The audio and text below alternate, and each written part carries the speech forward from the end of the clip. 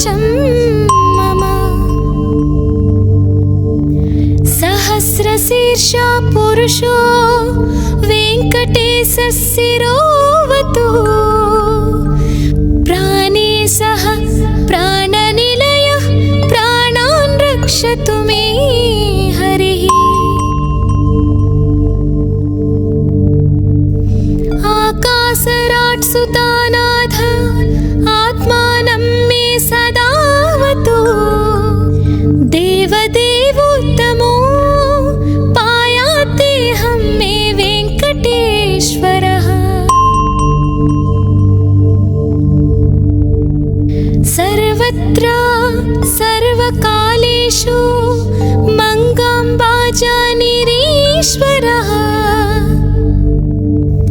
पालयेन्मां सदा कर्मसाफल्यं नः प्रयच्छतु।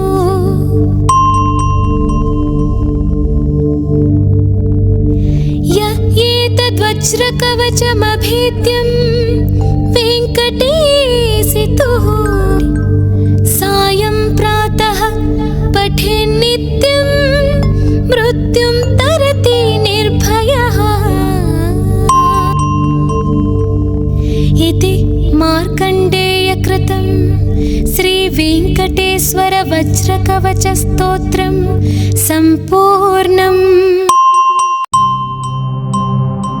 शान्ताकारं भुजगशयनं पद्मनाभं सुरेशं।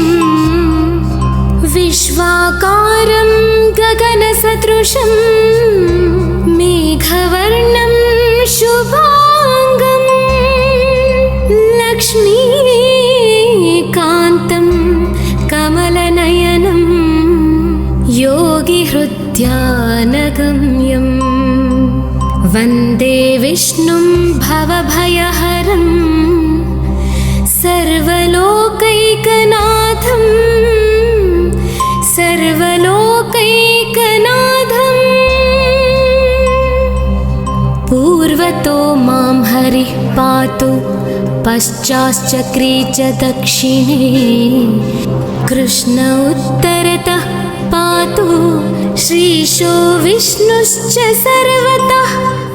ऊर्ध्वमानन्दकृत् पातु अधस्ताच्चारङ्गभृत्सदा। पादौ पातु सरोजाङ्घ्रिः जङ्घे पातु जनार्दना। जानुनी मे जगन्नाथः ऊरो पातु त्रिविक्रमः। गुह्यं पातु हृषीकेशः पृष्ठं पातु ममाव्ययः। पातु नाभिं ममानन्तः कुक्षिं राक्षसमर्दनः।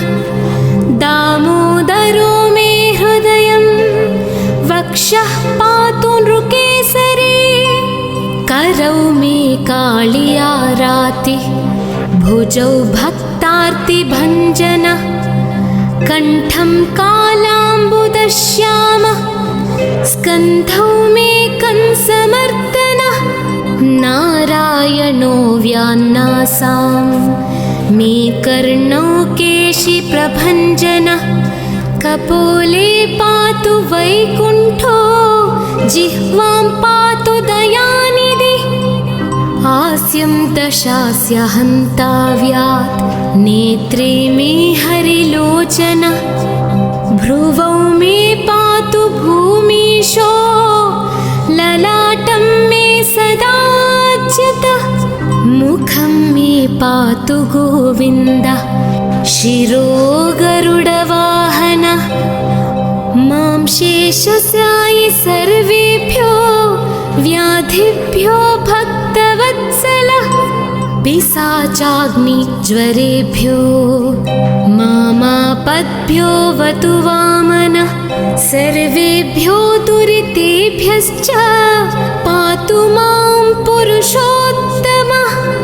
इदं श्रीविष्णुकवचं सर्वमङ्गलदायकं सर्वरोगप्रशमनं सर्वशत्रुविनाशनम्। इदं श्री विष्णुकवचं सर्वमङ्गलदायकं सर्वरोगप्रशमनं सर्वशत्रुविनाशनम्।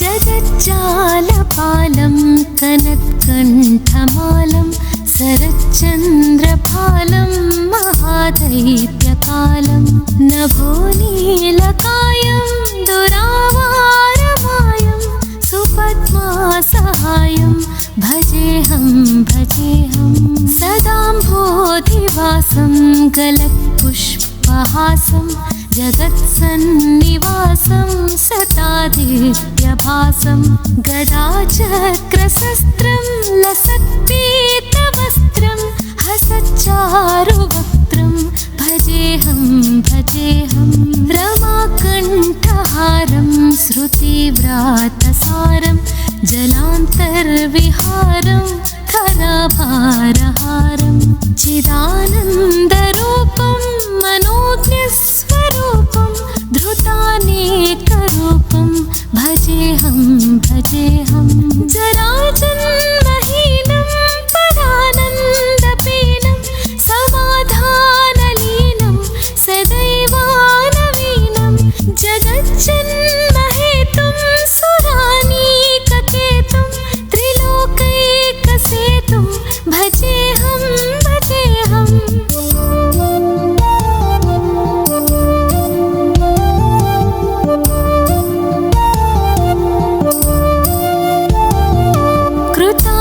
कृताम्नायगानं खगाधीशयानं विमुक्तेर्निदानं हरारातिमानं स्वभक्तानुकूलं जगद्वृक्षमूलं निरस्तार्तशूलं भजेऽहं भजेऽहं समस्तामरेशं द्विरेफाभकेशं जगद्बिम्बलेशं हृदाकाशवेशं सदा दिव्यदेहं विमुक्ताखिलेहं सुवैकुण्ठगेहं भजेऽहं भजेऽहं सुरालीबलिष्ठं त्रिलोकीवरिष्ठं गुरूणां गरिष्ठं स्वरूपैकनिष्ठं सदा युद्धधीरं महावीरवीरं भवाम्भोधितीरं भजेऽहं भजेऽहं रमावामभागं तदालग्ननागं कृताधीनयागं गतारागरागं मुनीन्द्रैः सुगीतं सुरैः सम्परीतं गुणौघैरतीतं भजेऽहं भजेऽहम्।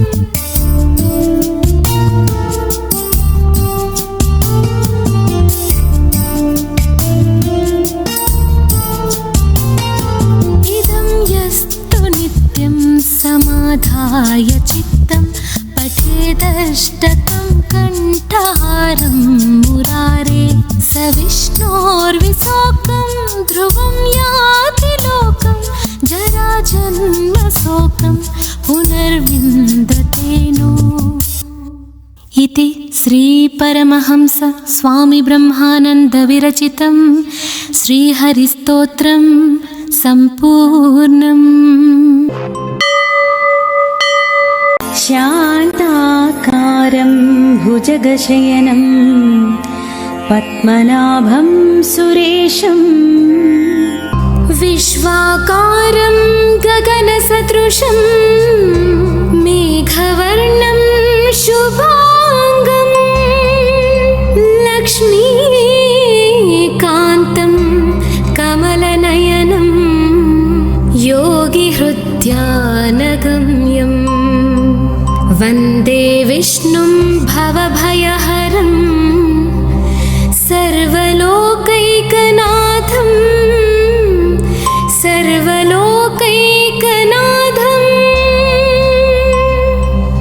पूर्वतो मां हरिः पातु पश्चाश्चक्रे च दक्षिणे कृष्ण उत्तरतः पातु श्रीशो विष्णुश्च सर्वतः ऊर्ध्वमानन्दकृत् पातु अधस्ताच्छारङ्गभृत् सदा पादौ पातु सरोजाङ्घ्रिः जङ्घे पातु जनार्दना जानुनी मे जगन्नाथः ऊरो पातु त्रिविक्रमः गुह्यं पातु हृषीकेशः पृष्ठं पातु ममाव्ययः पातु नाभिं ममानन्तः कुक्षिं राक्षसमर्दनः दामोदरो मे हृदयं वक्षः पातु नृकेसरी करौ मे कालियारातिः भुजौ भक्तार्तिभञ्जनः कण्ठं कालाम्बुदश्यामः स्कन्धौ मे कंसमर्दनः नारायणो व्यान्नासां मे कर्णौ केशिप्रभञ्जनः कपोले पातु वैकुण्ठो जिह्वां पातु दयानिधि हास्यं दशास्य हन्ताव्यात् नेत्रे मे हरिलोचनः भ्रुवौ मे पातु भूमीशो ललाटं मे सदाच्युतः मुखं मे पातु गोविन्दः शिरो गरुडवाहनः मां शेषशायि सर्वेभ्यो व्याधिभ्यो भक्तवत्सलः पिशाचाग्निज्वरेभ्यो मामापद्भ्यो वतु वामनः सर्वेभ्यो दुरितेभ्यश्च पातु मां पुरुषोत्तमः इदं श्री विष्णुकवचं सर्वमङ्गलदायकं सर्वरोगप्रशमनं सर्वशत्रुविनाशनम् नारायणं परब्रह्म सर्वकारणकारणं प्रपद्ये वेङ्कटेशाख्यं तदेव कवचं मम सहस्रशीर्षा पुरुषो वेङ्कटेशः शिरोवतु प्राणे सह प्राणनिलयः प्राणान् रक्षतु मे हरिः आकाशराट् सुतानाथ आत्मानं मे सदावतु देवदेवोत्तमो पायातेऽहं मे वेङ्कटेश्वरः सर्वत्र सर्वकालेषु मङ्गाम्बाजानिरीश्वरः पालयेन्मां सदा कर्मसाफल्यं नः प्रयच्छतु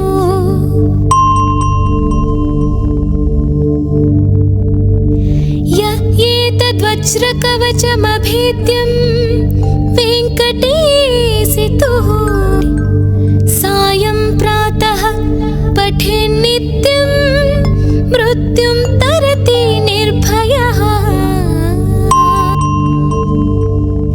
इति मार्कण्डेयकृतं श्रीवेङ्कटेश्वर वज्रकवचस्तोत्रं सम्पूर्णम्। शान्ताकारं भुजगशयनं पद्मनाभं सुरेशं विश्वाकारं गगनसदृशं मेघवर्णं शुभाङ्गं लक्ष्मीकान्तं कमलनयनं योगिहृद्यानगम्यं वन्दे विष्णुं भवभयहरं सर्वलो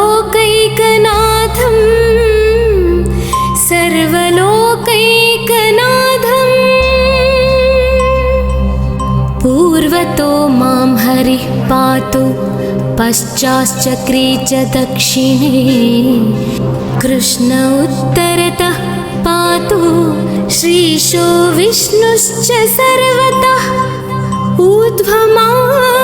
ऊर्ध्वमानन्दकृत् पातु अधस्ताच्छारङ्गभृत् सदा पादौ पातु सरोजाङ्घ्रि जङ्घे पातु जनार्दना जानुनी मे जगन्नाथः ऊरो पातु त्रिविक्रमः गुह्यं पातु हृषीकेशः पृष्ठं पातु ममाव्ययः पातु नाभिं ममानन्तः कुक्षिं राक्षसमर्दनः दामोदरो मे हृदयं वक्षः पातु नृकेसरी करौ मे कालियारातिः भुजौ भक्तार्तिभञ्जनः कण्ठं कालाम्बुदश्यामः स्कन्धौ मे कंसमर्दनः नारायणो व्यान्नासां मे कर्णौ केशिप्रभञ्जनः कपोले पातु वैकुण्ठो जिह्वां पातु दयानिधिः हास्यं दशास्य हन्ताव्यात् नेत्रे मे हरिलोचनः भ्रुवौ मे पातु भूमीशो ललाटं मे सदाच्युतः मुखं मे पातु गोविन्दः शिरो गरुडवाहनः मां शेषसायि सर्वेभ्यो व्याधिभ्यो भक्तवत्सलः पिशाचाग्निज्वरेभ्यो मामापद्भ्यो वतु वामनः सर्वेभ्यो दुरितेभ्यश्च पातु मां पुरुषोत्तमः इदं श्रीविष्णुकवचं सर्वमङ्गलदायकं सर्वरोगप्रशमनं सर्वशत्रुविनाशनम् इदं श्री विष्णुकवचं सर्वमङ्गलदायकं सर्वरोगप्रशमनं सर्वशत्रुविनाशनम्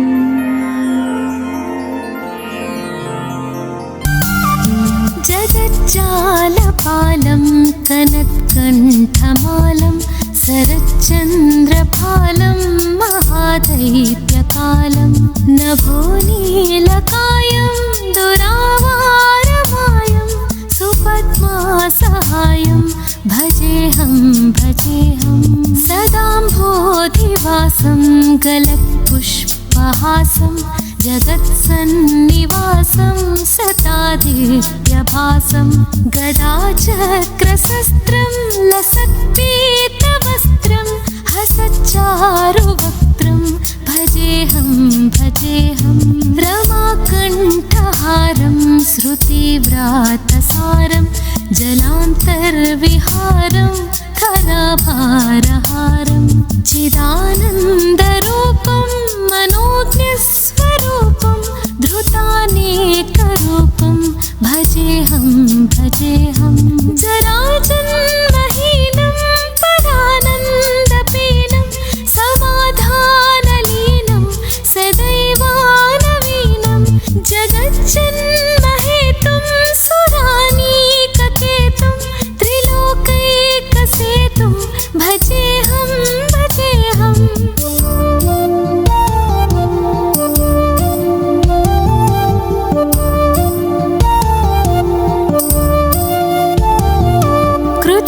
कृताम्नायगानं खगाधीशयानं विमुक्तेर्निदानं हरारातिमानं स्वभक्तानुकूलं जगद्वृक्षमूलं निरस्तार्तशूलं भजेऽहं समस्तामरेशं द्विरेफाभकेशं जगद्बिम्बलेशं हृदाकाशवे परेशं सदा दिव्यदेहं विमुक्ताखिलेहं सुवैकुण्ठगेहं भजेऽहं भजेऽहं सुरालीबलिष्ठं त्रिलोकीवरिष्ठं गुरूणां गरिष्ठं स्वरूपैकनिष्ठं सदा युद्धधीरं महावीरवीरं भवाम्भोधितीरं भजेऽहं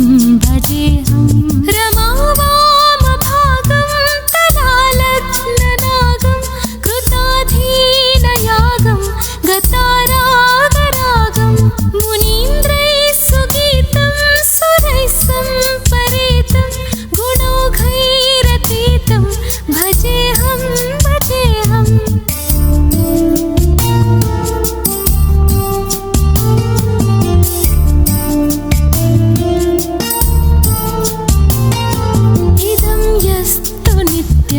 समाधाय चित्तं पठेदष्टकं कण्ठहारं मुरारे स विष्णोर्विशोकं ध्रुवं याति लोकं जराजन्मशोकं पुनर्विन्दतेनो।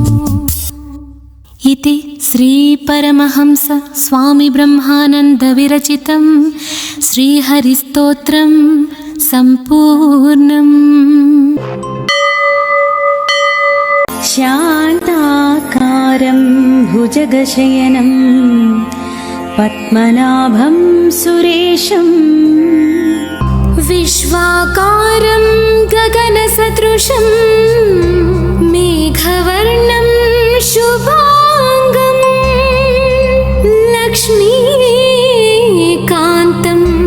कमलनयनं योगिहृद्यानगम्यम् वन्दे विष्णुं भवभयहरं सर्वलोकैकनाथं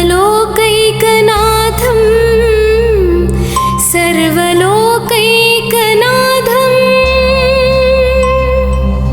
पूर्वतो मां हरिः पातु पश्चाच्चक्रे च दक्षिणे कृष्ण उत्तरतः पातु श्रीशो विष्णुश्च सर्वतः ऊर्ध्वमानन्दकृत् पातु अधस्ताच्छारङ्गभृत् सदा पादौ पातु सरोजाङ्घ्रि जङ्घे पातु जनार्दन जानुनी मे जगन्नाथः ऊरो पातु त्रिविक्रमः गुह्यं पातु हृषीकेशः पृष्ठं पातु ममाव्ययः पातु नाभिं ममानन्तः कुक्षिं राक्षसमर्दनः दामोदरो मे हृदयं वक्षः पातु नृकेसरी करौ मे कालियारातिः भुजौ भक्तार्तिभञ्जनः कण्ठं कालाम्बुदश्यामः स्कन्धौ मे कंसमर्दनः नारायणो व्यान्नासां मे कर्णौ केशिप्रभञ्जनः कपोले पातु वैकुण्ठो जिह्वां पातु दयानिधि हास्यं दशास्य हन्ताव्यात् नेत्रे मे हरिलोचन भ्रुवौ मे पातु भूमीशो ललाटं मे सदाच्युतः मुखं मे पातु गोविन्द शिरो गरुडवाहनः मां शेषशायि सर्वेभ्यो व्याधिभ्यो भक्तवत्सलः पिशाचाग्निज्वरेभ्यो मामापद्भ्यो वतु वामनः सर्वेभ्यो दुरितेभ्यश्च पातु मां पुरुषोत्तमः। इदं श्री विष्णुकवचं सर्वमङ्गलदायकं सर्वरोगप्रशमनं सर्वशत्रु विनाशनम्। नारायणं परब्रह्म सर्वकारणकारणं प्रपद्ये वेङ्कटेशाख्यं तदेव कवचं मम। सहस्रशीर्षा पुरुषो वेङ्कटेशः शिरोवतु प्राणे सह प्राणनिलयः प्राणान् रक्षतु मे हरिः। आकाशराट् सुतानाथ आत्मानं मे सदावतु देवदेवोत्तमो पायातेऽहं मे वेङ्कटेश्वरः। सर्वत्र सर्वकालेषु मङ्गाम्बाजानिरीश्वरः पालयेन् मां सदा कर्मसाफल्यं नः प्रयच्छतु।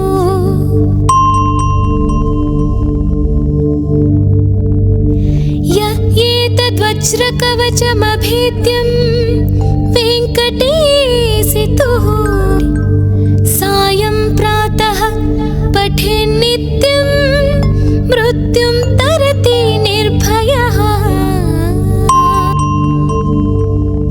इति मार्कण्डेयकृतं श्रीवेङ्कटेश्वर वज्रकवचस्तोत्रं सम्पूर्णम्। शान्ताकारं भुजगशयनं पद्मनाभं सुरेशं विश्वाकारं गगनसदृशं मेघवर्णं शुभांगं लक्ष्मीकान्तं कमलनयनं योगिहृद्यानगम्यं वन्दे विष्णुं भवभयहरं सर्वलोकैकनाथं सर्वलोकैकनाथम्। पूर्वतो मां हरिः पातु पश्चाच्चक्रे च दक्षिणे कृष्ण उत्तरतः पातु श्रीशो विष्णुश्च सर्वतः ऊर्ध्वमानन्दकृत् पातु अधस्ताच्चारङ्गभृत्सदा पादौ पातु सरोजाङ्घ्रि जङ्घे पातु जनार्दना जानुनी मे जगन्नाथः ऊरो पातु त्रिविक्रमः गुह्यं पातु हृषीकेशः पृष्ठं पातु ममाव्ययः पातु नाभिं ममानन्तः कुक्षिं राक्षसमर्दनः दामोदरो मे हृदयं वक्षः पातु नृकेसरी करौ मे कालियारातिः भुजौ भक्तार्तिभञ्जनः कण्ठं कालाम्बुदश्यामः स्कन्धौ मे कंसमर्दनः नारायणो व्यान्नासां मे कर्णौ केशिप्रभञ्जनः कपोले पातु वैकुण्ठो जिह्वां पातु दयानिधिः हास्यं दशास्य हन्ताव्यात् नेत्रे मे हरिलोचनः भ्रुवौ मे पातु भूमीशो ललाटं मे सदाच्युतः मुखं मे पातु गोविन्दः शिरो गरुडवाहनः मां शेषसायि सर्वेभ्यो व्याधिभ्यो भक्तवत्सलः पिशाचाग्निज्वरेभ्यो मामापद्भ्यो वतु वामनः सर्वेभ्यो दुरितेभ्यश्च पातु मां पुरुषोत्तमः। इदं श्रीविष्णुकवचं सर्वमङ्गलदायकं सर्वरोगप्रशमनं सर्वशत्रुविनाशनम्। इदं श्री विष्णुकवचं सर्वमङ्गलदायकं सर्वरोगप्रशमनं सर्वशत्रुविनाशनम्।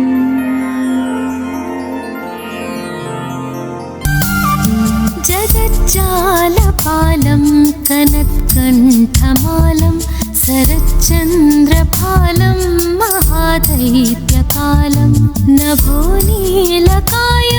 दुरावारमायं सुपद्मासहायं भजेऽहं सदाम्भोधिवासं गलत्पुष्पहासं जगत्सन्निवासं सतादित्यभासं गदाचक्रशस्त्रं लसत्पीतवस्त्रं हसच्चारुवक्त्रं भजेऽहं रमाकण्ठहारं श्रुतिव्रातसारं जलान्तर्विहारं खराभारहारं चिदानन्दरूपं मनोज्ञस्वरूपं धृतानेकरूपं भजेऽहं जराजन्महीनं परानन्दपीनं समाधानलीनं सदैवानवीनं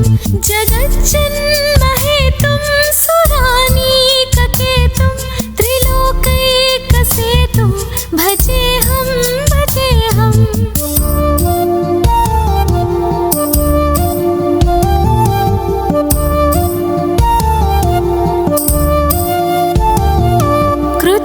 कृताम्नायगानं खगाधीशयानं विमुक्तेर्निदानं हरारातिमानं स्वभक्तानुकूलं जगद्वृक्षमूलं निरस्तार्तशूलं भजेऽहं समस्तामरेशं द्विरेफाभकेशं जगद्बिम्बलेशं हृदाकाशवेशं सदा देव्यदेहं विमुक्ताखिलेऽहं सुवैकुण्ठगेहं भजेऽहं सुरालीबलिष्ठं त्रिलोकीवरिष्ठं गुरूणां गरिष्ठं स्वरूपैकनिष्ठं सदा युद्धधीरं महावीरवीरं भवाम्भोधितीरं भजेऽहं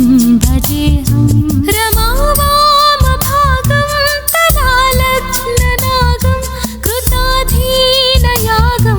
गतारागरागं मुनीन्द्रैः सुगीतं सुरैः सम्परीतं गुणौघैरतीतं भजेऽहं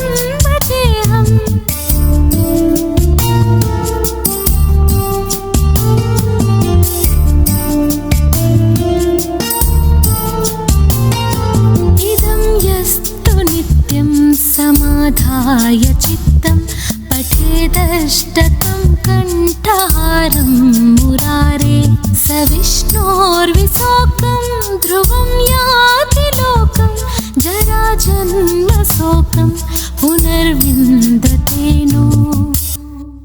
इति श्रीपरमहंस स्वामी ब्रह्मानन्द विरचितं श्रीहरिस्तोत्रं सम्पूर्णम्। शान्ताकारं भुजगशयनं पद्मनाभं सुरेशं विश्वाकारं गगनसदृशं मेघवर्णं शुभाङ्गं लक्ष्मीकान्तं कमलनयनं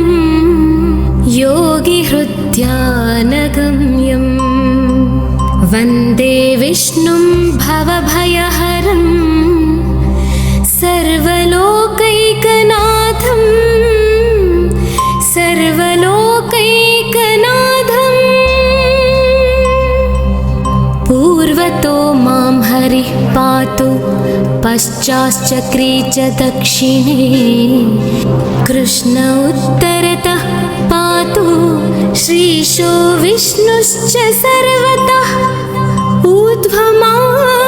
ऊर्ध्वमानन्दकृत् पातु अधस्ताच्छारङ्गभृत् सदा पादौ पातु सरोजाङ्घ्रि जङ्घे पातु जनार्दन जानुनी मे जगन्नाथः ऊरो पातु त्रिविक्रमः गुह्यं पातु हृषीकेशः पृष्ठं पातु ममाव्ययः पातु नाभिं ममानन्तः कुक्षिं राक्षसमर्दनः दामोदरो मे हृदयं वक्षः पातु नृकेसरी करौ मे कालियारातिः भुजौ भक्तार्तिभञ्जनः कण्ठं कालाम्बुदश्यामः स्कन्धौ मे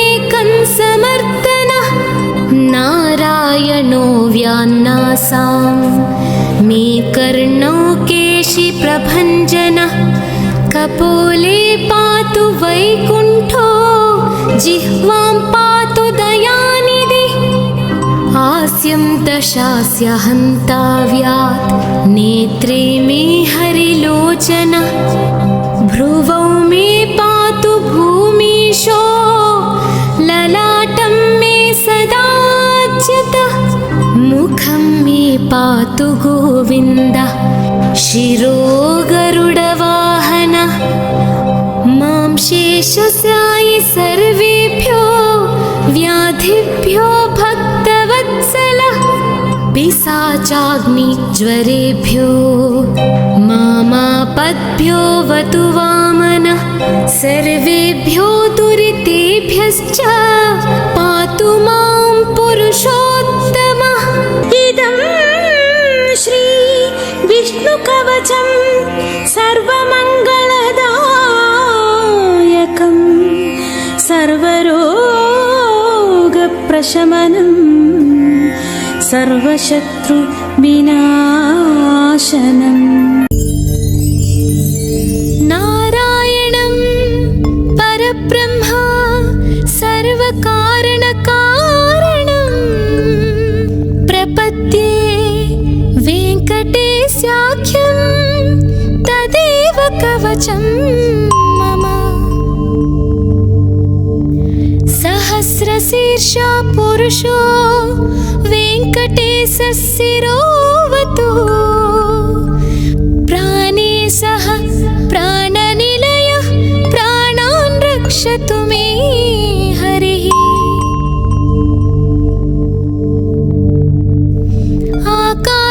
आकाशराट्सुतानाथ आत्मानं मे सदावतु देवदेवोत्तमो पायातेऽहं मे वेङ्कटेश्वरः सर्वत्र सर्वकालेषु मङ्गाम्बाजानिरीश्वरः पालयेन्मां सदा कर्मसाफल्यं नः प्रयच्छतु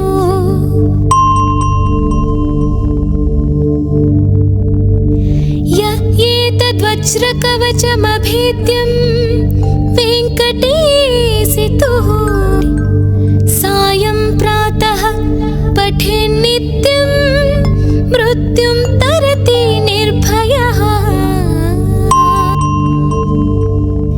इति मार्कण्डेयकृतं श्रीवेङ्कटेश्वरवज्रकवचस्तोत्रं सम्पूर्णम्। शान्ताकारं भुजगशयनं पद्मनाभं सुरेशं विश्वाकारं गगनसदृशं मेघवर्णं शुभाङ्गं लक्ष्मीकान्तं कमलनयनं योगिहृद्यानगम्यं गम्यम् वन्दे विष्णुं भवभयहरं सर्वलोकैकनाथं सर्वलोकैकनाथम्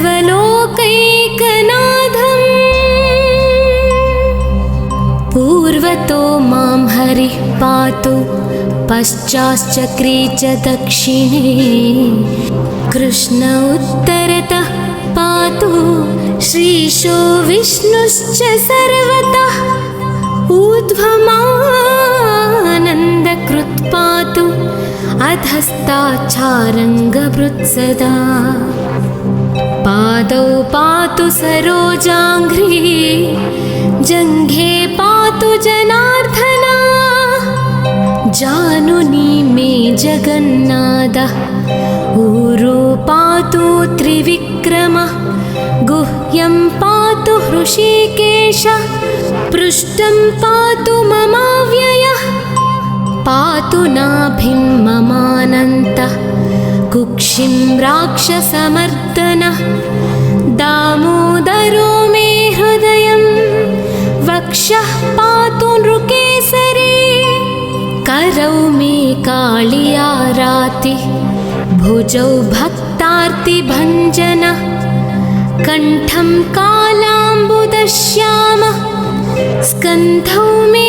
कंसमर्दनः नारायणो व्यान्नासां मे कर्णौ केशिप्रभञ्जनः कपोले पातु वैकुण्ठो जिह्वां पातु दयानिधिः हास्यं दशास्य हन्ताव्यात् नेत्रे मे हरिलोचनः भ्रुवौ मे पातु भूमीशो ललाटं मे सदाच्युतः मुखं मे पातु गोविन्दः शिरो गरुडवाहनः मां शेषसायि सर्वेभ्यो व्याधिभ्यो भक्तवत्सलः पिशाचाग्निज्वरेभ्यो मामापद्भ्यो वतु वामनः सर्वेभ्यो दुरितेभ्यश्च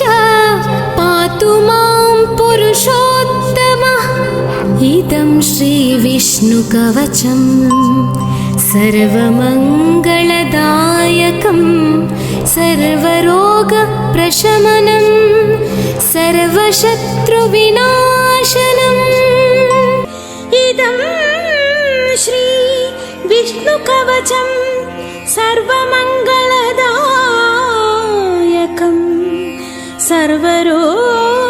सर्वरोगप्रशमनं सर्वशत्रुविनाशनम्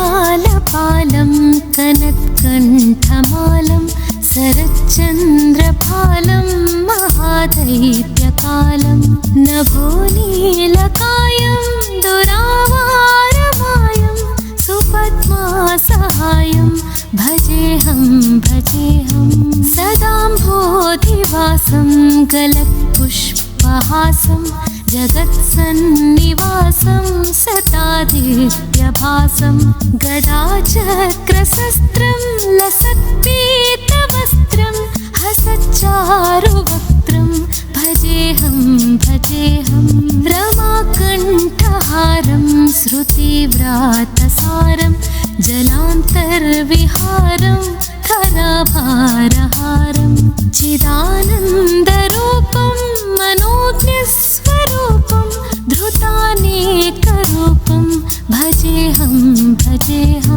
जराजन्महीनं परानन्दपीनं समाधानलीनं सदैवानवीनं जगज्जन्महेतुं सुरानीककेतुं त्रिलोकैकसेतुं भजेऽहं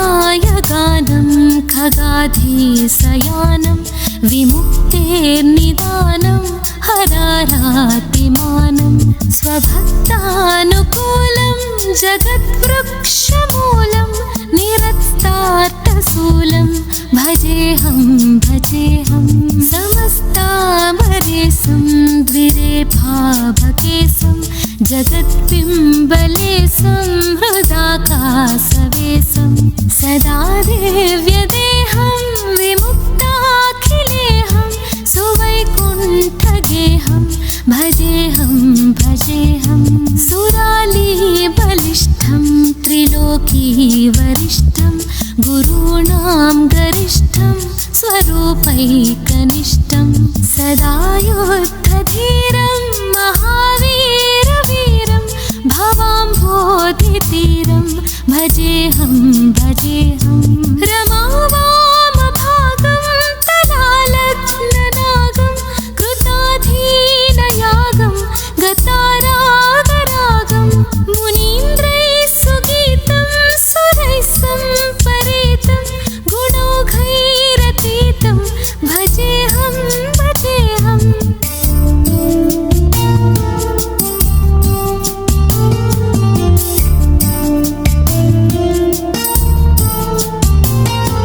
इदं यस्तु नित्यं समाधाय चित्तं पठेदष्टकं कण्ठहारं मुरारे स विष्णोर्विशोकं ध्रुवं याति लोकं जराजन्मशोकं पुनर्विन्दतेनो। इति श्रीपरमहंस स्वामी ब्रह्मानन्द विरचितं श्रीहरिस्तोत्रं सम्पूर्णम्। शान्ताकारं भुजगशयनं पद्मनाभं सुरेशं विश्वाकारं गगनसदृशं मेघवर्णं शुभाङ्गं लक्ष्मीकान्तं कमलनयनं योगिहृद्यानगम्यं वन्दे विष्णुं भवभयहरं सर्वलोकैकनाथं सर्वलोकैकनाथम्। पूर्वतो मां हरिः पातु पश्चाश्चक्रे च दक्षिणे कृष्ण उत्तरतः पातु श्रीशो विष्णुश्च सर्वतः ऊर्ध्वमानन्दकृत् पातु अधस्ताच्छारङ्गभृत् सदा पादौ पातु सरोजाङ्घ्रि जङ्घे पातु जनार्दना जानुनी मे जगन्नाथः ऊरो पातु त्रिविक्रमः गुह्यं पातु हृषीकेशः पृष्ठं पातु ममाव्ययः पातु नाभिं ममानन्तः कुक्षिं राक्षसमर्दनः दामोदरो मे हृदयं वक्षः